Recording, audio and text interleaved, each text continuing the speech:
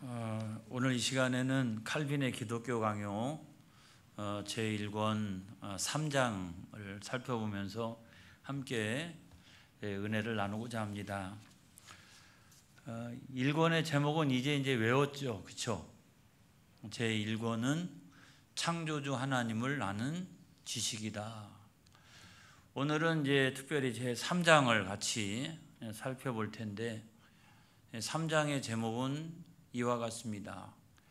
하나님을 아는 지식은 사람의 마음속에 본성적으로 심겨 있다. 한 번 더. 하나님을 아는 지식은 사람의 마음속에 본성적으로 심겨 있다. 그래서 제가 이거를 뭐라고 줄여서 표현했냐면 종교의 씨앗이다. 그렇게 표현을 했어요. 이거 다 제가 한 얘기가 아니에요. 칼빈이 한 얘기예요. 저는 칼빈이 한 이야기를 이렇게 조심스럽게, 가급적이면 쉽게 여러분들에게 설명하려고 노력을 하고 있는 거죠. 모든 사람들의 마음속에는 하나님을 아는 지식이 본성적으로 이렇게 심겨져 있다는 거죠. 심겨져 있는데 그것이 모든 종교의 태동을 불러왔다는 거예요. 이 세상에 있는 모든 종교의 어떤 태동을 가져왔다.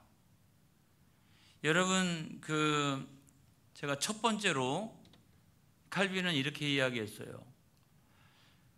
첫 번째로는 본성적으로 심겨진 또는 심긴 신에 대한 관념이 있다. 본성적으로 모든 사람들에게는 그런 신에 대한 관념이 있다는 거예요. 여러분, 교리적으로 우리가 볼 때 어떤 사람이 태어나가지고 일평생 동안 하나님 모르고 하나님 섬기지 않고 살다가 죽었다. 그러면 이 사람은 죄인인가요? 죄인이 아닌가요? 죄인이잖아요. 이 사람은 지옥 갈 거예요. 그 사람이 아무리 세상에서 윤리적이고 도덕적인 그런 삶을 살았다 할지라도 이 사람은 지옥에 갈 거예요. 당신 지옥 갈 거야, 지옥 갈 거야. 그렇게 이야기하면 사람들은 뭐라고 얘기해요? 몰라서 그랬어. 내가 하나님 계신다는 사실을 알았더라면 내가 왜 하나님을 섬기지 않았겠어? 몰라서 그랬어, 몰라서 그랬어. 그래도 내가 죄인이야. 그래도 내가 죄인이야. 그래도 내가 지옥 가야 돼. 그래도 내가 지옥 가야 돼. 사람들은 그렇게 이야기를 하거든요. 그러면 여러분들은 뭐라고 이야기할 거예요? 궁색하죠, 논리적으로. 내가 하나님 살아계신 것을 몰랐기 때문에 내가 하나님 섬기지를 못했다. 하나님 예배드리지 못했다. 그런데도 내가 그럼 죄인이냐? 그럼 내가 지옥 가야 되느냐? 라고 우리에게 따져 물으면 우리가 논리적으로 그거를 딱 설명하면 좋은데 우리가 논리적으로 뒤떨어져요. 이걸 막 책에 있게 이렇게 설명하면 좋겠는데 설명을 못 하겠어요. 근데 여러분, 오늘 이 밤에 이 문제가 해결되어지기를 축복합니다. 할렐루야. 우리가 뭐라고 얘기하면 좋으냐? 모든 사람들의 마음속에는 본성적으로 하나님을 아는 지식이 심겨져 있다 하는 거예요. 그러니까 사람들은 핑계를 대기에, 성경에도 나와 있는 말씀입니다만은 사람들은 자꾸 핑계를 대요. 핑계를. 몰라서 그랬다고. 그러지 않아요, 여러분. 사람의 마음속에는 본성적으로 하나님을 아는 지식이 다 심겨져 있다. 내가 무지해서 그래, 내가 무지해서 그래. 천만의 말씀. 그 지각을 모든 사람들은 다 가지고 있다는 거예요. 다 가지고 있어요. 해가지고 자꾸 그거를 되뇌이고 살펴보다가 나중에는 나름대로 자기가 그거를 관념화합니다. 야, 이게 뭐지? 내가 어떤 체험을 했는데 이게 뭐지? 이러면서 그거를 관념화하고 그거를 나중에 형상화를 하고 나름대로 정리하다가 종교가 생겨나는 거예요. 그게 이제 나중에 보면 이게 종교가 되는 거예요. 저는 이것을 뭐라고 얘기하냐면 종교의 씨앗이다. 종교의 씨앗이다. 여러분 무신론자가 이런 얘기를 참 많이 합니다. 자기가 잘못해가지고 막 그냥 어떤 큰일이 벌어지고 무슨 엄청난 사고를 만나게 되고 이렇게 되면 나중에 자기를 자책하면서 뭐라고 얘기해요? 다 내 죄 때문에 그래. 내가 벌 받는 거야, 내가 벌 받는 거야. 막. 아니 무신론자라며 하나님 안 믿는다며 누구한테 벌을 받아요? 다른 사람한테? 내가 다른 사람한테 벌 받는다고 하는 얘기가 아니잖아요. 내가 벌 받는 거야, 내가 벌 받는 거야. 이거 다 내 죄 때문이야, 내 죄 때문이야 라고 이야기할 때는 여러분 그 대상이 다른 사람이 아니에요. 내가 잘 알지는 못하지만 어떤 신적인 존재요. 칼빈이 이야기할 때는 하나님을 아는 지식이 그 가운데 심겨져 있기 때문에 다 내가 지금 벌 받고 있는 거야.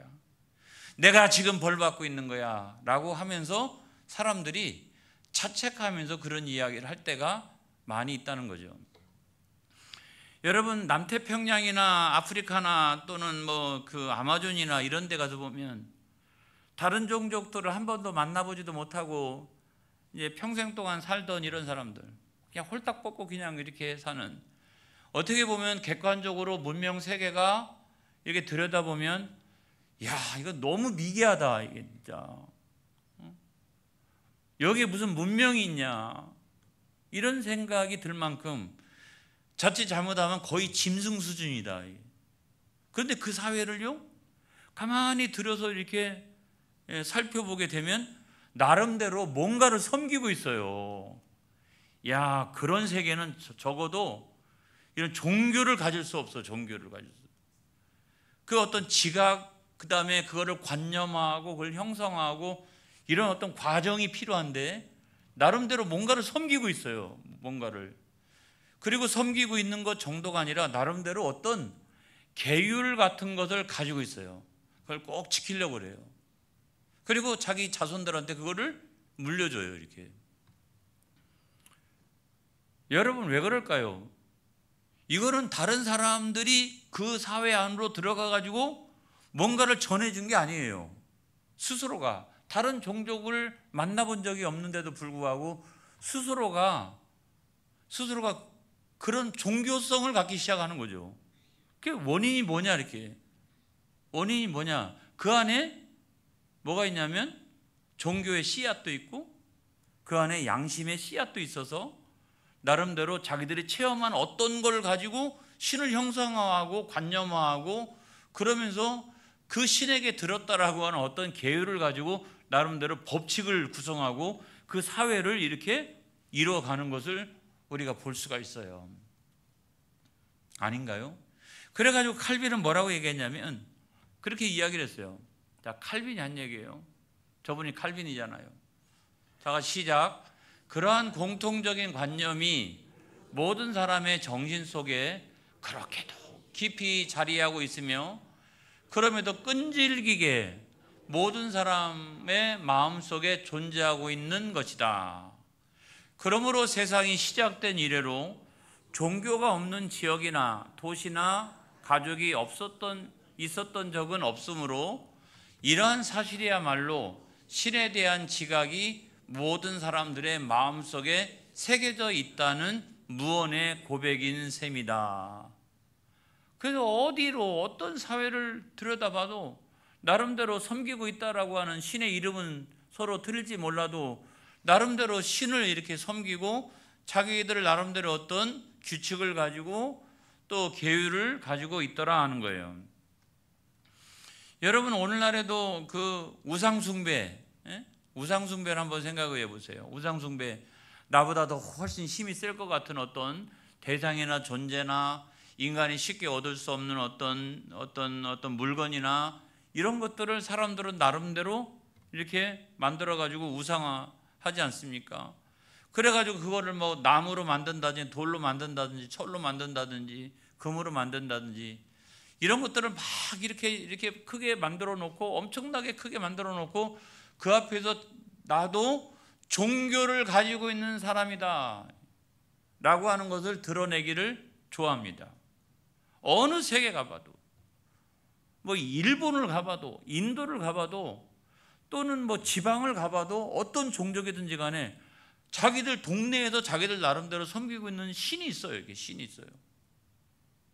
그걸 뭐 엄청나게 크게 만들어 놓고도 자기들도 어떤 신을 섬기고 있는 종교성을 가지고 있는 사람들이라고 하는 것을 드러내고 나타내기를 좋아합니다, 여러분. 그리고 오늘날 과학기술이 이제 발전하면 종교가 없어질 줄 알았죠. 적어도 20세기에서 소위 사회주의나 유물론, 그다음 공산주의, 사회주의 이런 이론들이 막 특세하면서 야, 이거는 진짜 조금 시간이 지나면 어떤 과학기술이 이게 발전하게 되면 종교는 없어질 거라고 생각을 했어요. 종교는. 근데 종교는 없어지기는커녕 정통 종교가 따로 이게 있고, 정통 종교가 있잖아요, 지금. 있는데 정통 종교 말고 이단과 사이비가 얼마나 활성화되고 있는지 모르겠어요. 오늘날 같은 21세기에도 그런 이단과 그런 사이비에 빠져 있는 사람들 보면은 참 기가 막힌 거예요. 그리고 종교가요, 진화합니다. 이게 우주 생물을 기다리고 있는 사람들도 있어요. 이렇게 언젠가 우주선을 타고 그들이 오게 될 것이다 라고 해가지고 그들을 막 이렇게 기다리고, 또 그런 어떤 것에 대한 그 과학적인 어떤 축적 이런 것들을 어디서 빼왔는지 아무튼 그걸 가지고 기다리는 사람도 있고, 또 무종교의 종교를 만들어 가지고 또 새로운 종교를 또 이렇게 창시하고 이런 사람들이 있는 것을 보게 되면 인류가 생존하고 있는 상황에서는 언제나 이 종교가 존재한다는 거예요. 종교가 없어질 것 같잖아요, 그죠? 사회주의를 그렇게 강력하게 그 경험했던 러시아나 이런 데서도요, 천만의 말씀이에요. 정교회가 계속적으로 그 안에 존재하고 있고 실질적으로 통치하고 있는 정교회잖아요. 이렇게 사회주의 이념이 사회체제를 구성하고 있더라도 일상 사람들의 삶의 모습을 규정하고 있는 건 뭐냐면 정교회가 가지고 있는 어떤 규칙이나 어떤 신앙이나 이런 것들이에요. 놀라운 사실이에요. 왜 그러느냐? 그거는 모든 사람들의 마음속에 본성적으로 하나님을 아는 지식을 심겨 놓으셨다. 할렐루야. 그런데 그 하나님이 누구시냐라고 하는 것이 그거를 잘 깨닫지 못해가지고 엉뚱한 걸 섬기고 있어도 그렇지, 모든 사람들 마음속에는 그와 같은 종교성을 가지고 있다, 이런 말씀을 드리는 거예요. 여러분, 저는 그것이 종교의 씨앗이라고 생각합니다. 우리가 씨앗이라고 하는 것도 이렇게 조그맣고 말이죠, 못생기고 시커멓고 작고 이런데 그거를 딱 하나를 땅속에다 심어 놓으면 그것이 껍질을 깨고 나와가지고 그 안에 있는 생명을 드러내기 시작하면서 거기 싹이 나기 시작하고 그것이 줄기가 생기고 나중에 가가지고는 나무가 되고 열매를 맺고 이런 것처럼, 여러분, 모든 사람들은 그런 종교의 씨앗이 있어서 그 종교의 씨앗을 가지고 나중에 오늘 우리 인류가 경험하는 수많은 종교들을 경험하게 되는 거예요. 다 거기서 나온 거예요. 다 거기서 나온 거예요. 그래서 사람과 동물은 뭐가 다르냐? 뭐가 다르냐? 어떤 때는 뭐 별로 다른 것 같지가 않아요. 인지 능력, 감정, 얘네들도 화를 낸다니까요. 따지고 말이죠. 이럴 때가 있어요. 얘는 다 갖고 있어요. 근데 근본적으로 사람과 동물에 있어서 차이가 뭐냐? 라고 하는 것을 물으신다면 우리가 뭐라고 얘기할 수 있겠어요? 사람에게는 하나님이 이 종교의 씨앗을 심어 놓으셨어요. 양심의 씨앗을 심어 놓으셨어요. 하나님을 아는 지식을 심어 놓았어요. 야, 엘리야, 너도 하나님 믿어야 돼. 너도 예수 믿어야 돼. 너도 내일부터 영유아부 등록해. 그렇게 해도 눈만 껌뻑하고 있지. 제가 아무리 뭐 애정을 갖고 있어도 눈만 껌뻑하고 있지 도무지 반응하지 않거든요. 그건 뭐냐면 사람하고 동물은 그런 차이가 명확하게 있는 거예요. 이게 사람에게만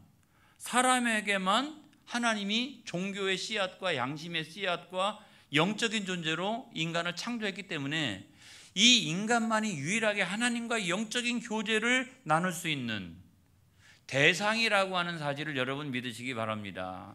그래서 우리가 창세기에도 보게 되면 창세기 2장 7절에 있는 말씀에 보니까 이 말씀 아주 유명한 말씀이잖아요. 시작. 여호와 하나님이 땅의 흙으로 사람을 지으시고 생기를 그 코에 불어 넣으시니 사람이 생명이 되니라. 네피시 하야. 사람이 생명이 됐대요. 생명.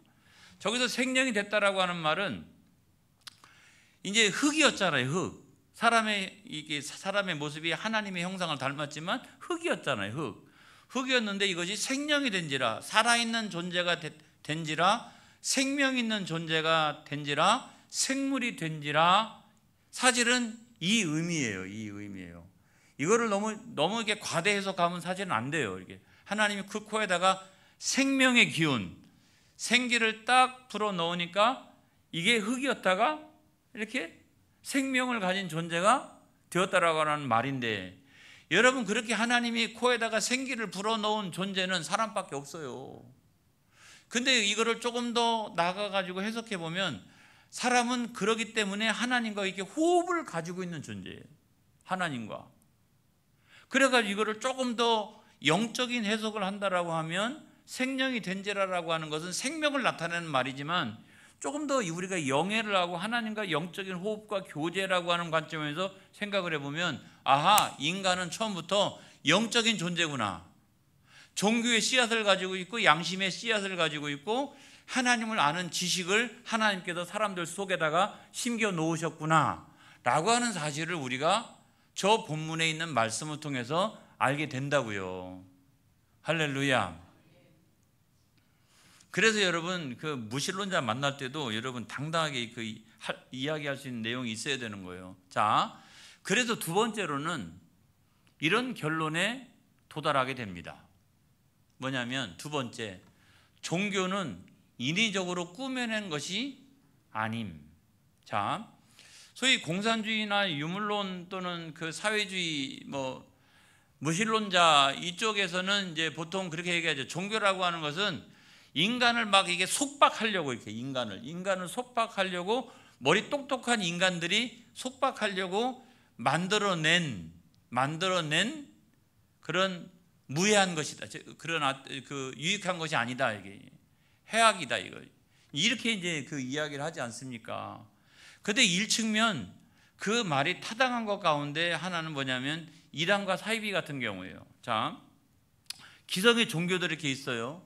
그래서 기성의 종교들 가운데서 자기들이 취사 선택해가지고 이게 혼합해가지고 짜집기를 딱 해가지고 이걸 가지고 나름대로 종교를 딱 만들어내요. 그래서 우리나라 이단의 계보를 쫙 보면 이게 다 있어요. 이게 맨 밑에서 여기 이 누구가 만들어낸 게 아니에요. 그 위로 이렇게 따지고 올라가 보면 다 이렇게 만들어 놓은 걸 다른 걸 가지고 하나 더 추가하고 그걸 빼고 집어넣고 해가지고 쭉 이단의 계보가 있고요. 사이비의 그 계보라고 하는 것도 쭉 이렇게 따지고 보면 그런 계보들이 그거 다 있는 거거든요. 그러니까 그런 측면에서 보면 몇몇의 인간이 사람들을 속박하려고 만들어 놓은 것이라고 생각하지만, 여러분 그래서 이제 종교는 허구다 그렇게 이야기하지만, 여러분 모든 종교를 허구라고 이야기하는 사람이 허구예요. 아니 제가 말씀을 드리지 않았습니까? 하나님은 모든 인간의 마음속에 하나님을 아는 지식을 숨겨 놓으셨다. 그 지식을 숨겨 놓으셨다. 여러분 그런 지식을 숨겨 놓았기 때문에 그런 지식을 가지고 어떤 영적인 체험들을 자기들 나름대로 할 수가 있어요. 전혀 다른 삶과 문화와 환경 가운데서 어렴풋이 알게 되는 하나님에 대한 지식 또는 그 신적인 존재에 대한 지식을 알게 되고, 내가 조금 전에 체험했던 이 놀라운 일들을 계속적으로 어떻게 지각하기 시작하고 그러면서 그거를 관념화하고 나중에 그걸 가지고 형상화하고 이러면서 종교가 탄생되는 거예요. 그러니까 종교가 무조건 인위적으로 인간들이 그냥 막 억지로 이렇게 만들어낸 것이 아니라고 하는 거예요. 그래서 일측면 맞는 부분도 있지만 사실은 인간 속에 있는 하나님을 아는 지식이 다양하게 이렇게 표출이 되어지면서 어떤 사람은 정확하게 알지도 못하고 자기가 체험하고 자기가 관념한 이거를 절대하고 이게 바로 내가 믿는 하나님이다 그러는 거예요. 이게 바로 내가 믿는 하나님이다 라고 여러분 그렇게 이야기를 한다는 거예요. 그래서 모든 종교가 인간들이 억지로 만들어낸, 사람을 속박하려고 인위적으로 꾸며낸 그와 같은 허구가 아니라고 하는 사실을 여러분 우리가 알아야 된다라고 하는 사실입니다. 나름대로 자기들의 체험이 있는 거예요. 이렇게 아주 한계적인 체험이 있는 거예요.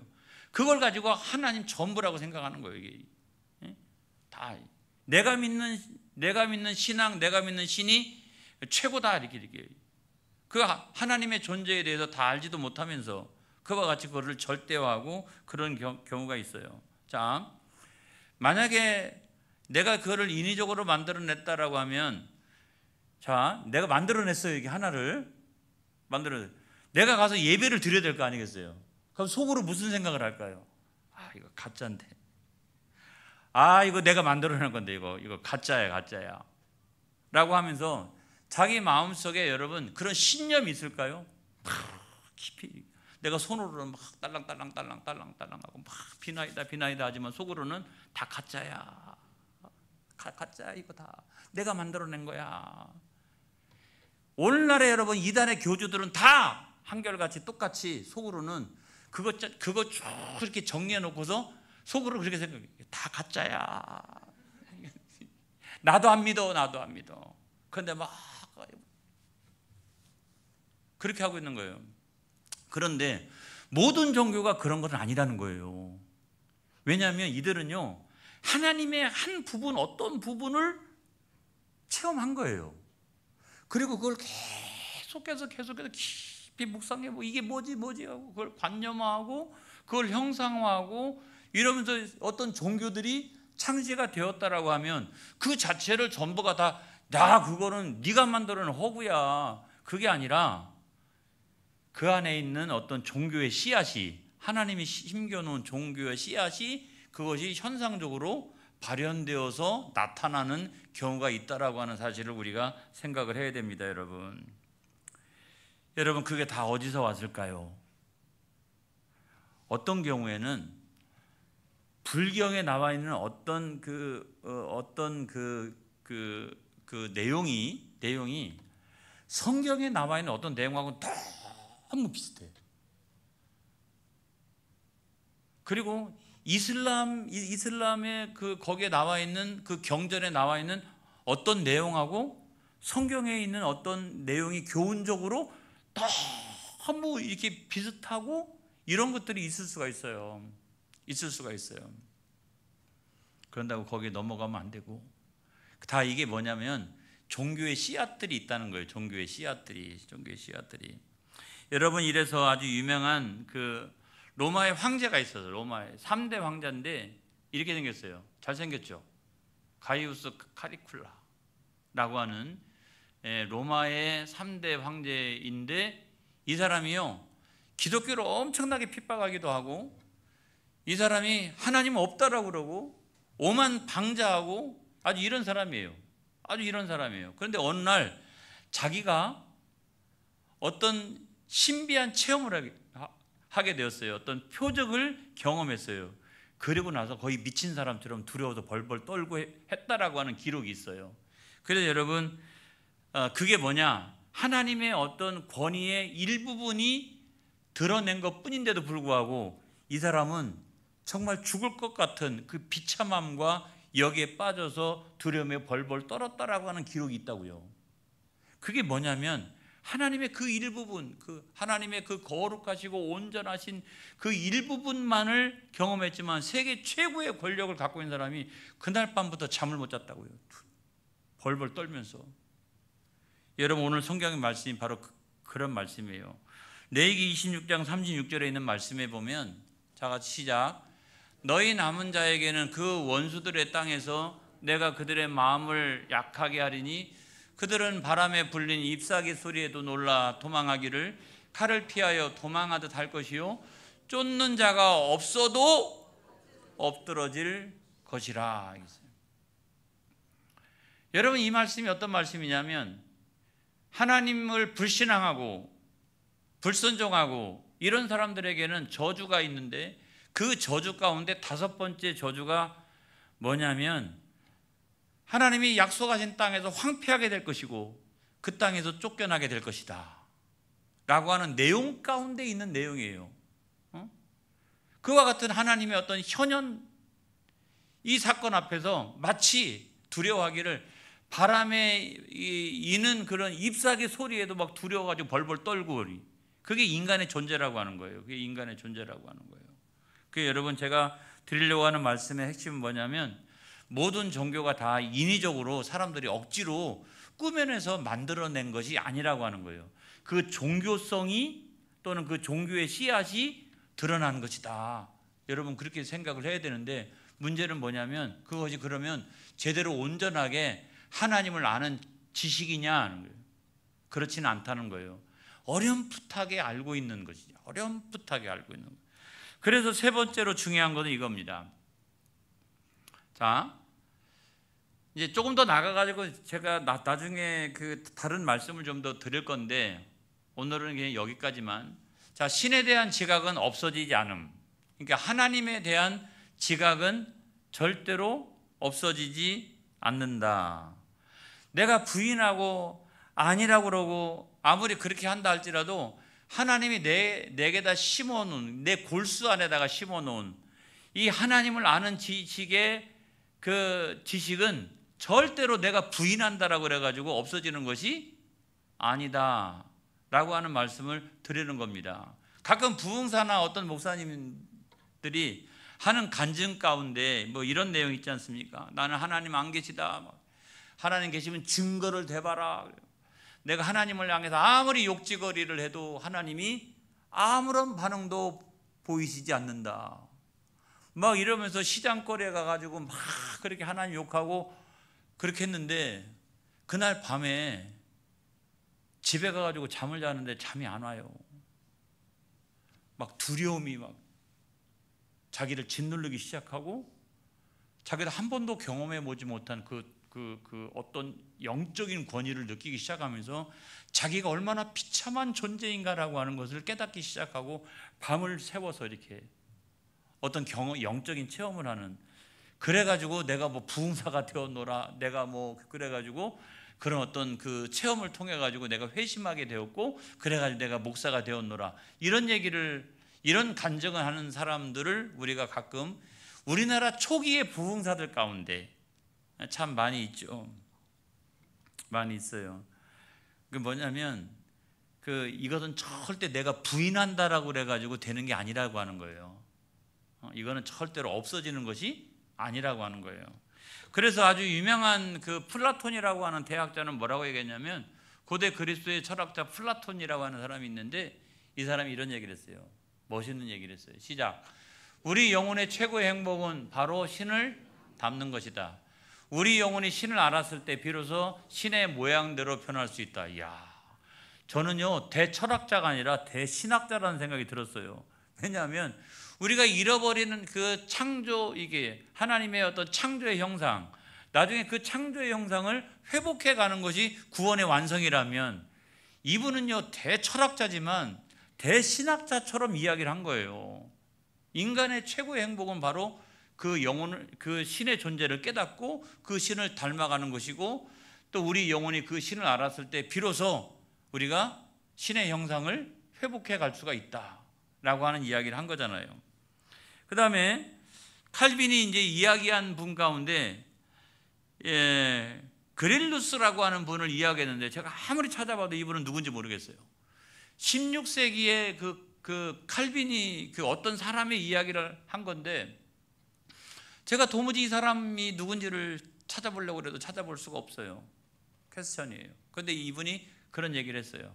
칼빈의 이 기독교 강요에는 여러 사람들이 막 굉장히 많이 등장을 해요. 근데 그릴루스가 이런 얘기를 했어요. 시작.